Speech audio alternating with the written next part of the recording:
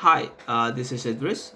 Today I am going to discuss about a tunneling technique commonly used to bypass security firewalls or security solutions in restricted environment.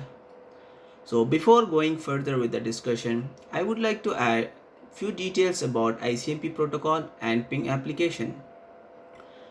ICMP stands for Internet Control Message Protocol and is the most used protocol in networking technology. ICMP is commonly used to test network connectivity between two or more devices. It uses simple ICMP echo request and response packets to determine whether a remote host is up and running. Ping is an application which uses ICMP protocol to send and receive ICMP echo request and response packets to and from remote computers. So now we will discuss about ICMP tunneling, how it works and how it has been used to transfer data. So ICMP tunneling is a process of establishing a covert channel between two computers with the help of simple ICMP echo request and response packets. So most of the time ICMP echo request and response packet size is very small in length, but during tunneling process it goes higher than usual. In this technique, ICMP tunnel establishes a channel between two computers. One computer acts as a client, the other one acts as a server.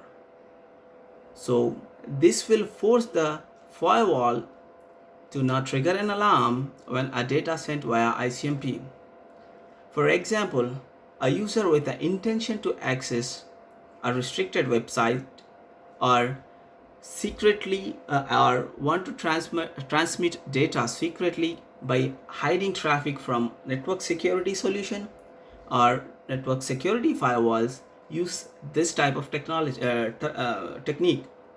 Likewise, anyone can use this technique with the help of small applications like HPing, ptunnel.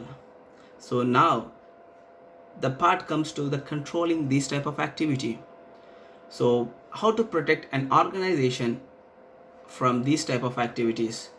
So we have a simple solution. One is restricting outbound ICMP traffic if it is not required, or limiting or restricting ICMP communication between limited hosts.